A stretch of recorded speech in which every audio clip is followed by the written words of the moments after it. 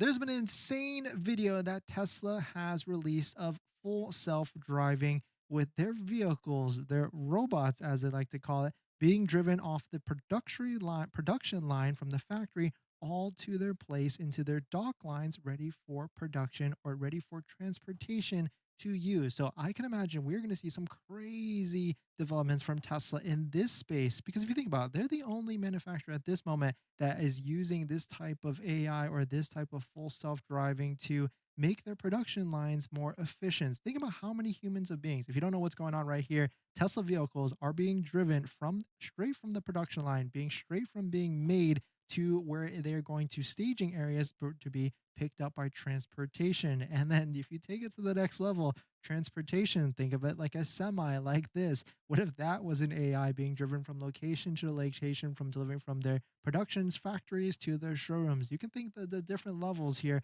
and where they can make cost efficiencies from this by essentially taking out the human aspect from this. Because think about how many drivers, how many people you need to be able to move these vehicles from point A to point B. And really, this is a crazy video to see it from this type of angle. And what's cool with this is that because this is already being calibrated from the factory, there's no longer if a temporary period. Because if you didn't know, when you buy a Tesla, full self-driving and autopilot don't work right out of the gate. You have to drive it for maybe a day or two before those features are actually usable because the cameras need calibration and everything. But now they're being driven from point A to point B within the factory lots like this. Full self-driving should be in theory ready to go when you as a customer pick it up from that. But here's an Elon post. Unsupervised full self-driving begins. That would be crazy to see it because we're basically in this moment, this in between period before unsupervised and supervised or supervised transitions to unsupervised full self-driving.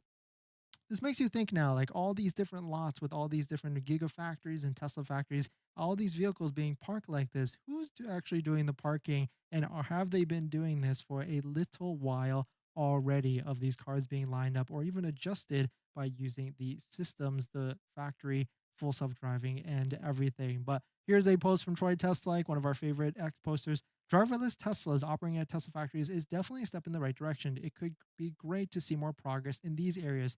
Driverless tests on public roads, data from Tesla showing progress towards a driverless robotaxi service, more clarity on when Tesla plans to release hardware 5, because of course there's always a new version, and the option for hardware 3 and hardware 4 owners to transfer full self-driving to a new vehicle when hardware 4 5 is released. And what about these new vehicles that are coming out? Because now we've got Juniper, but Tesla in one of the earnings call did say that there's more vehicles coming out as well. Here's a snippet from that. Plans for new vehicles, including more affordable models, remains on track for a start of production in the first half of 2025. And so we've got one vehicle being already released in the first half of 2025. But what is there maybe a Cybertruck rear-wheel drive, a cheaper version, or is there Robotaxi, or at least a version of the Robotaxi Cybercab that consumers can purchase? It could be a very interesting time in these next few months, and maybe we'll hear more about it during the earnings call, which is supposed to happen very, very soon as well.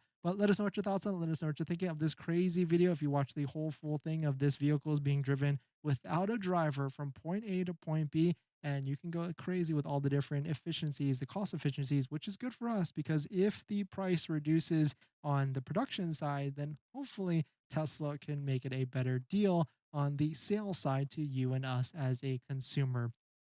But let us know what your thoughts on it. Let us know what you think.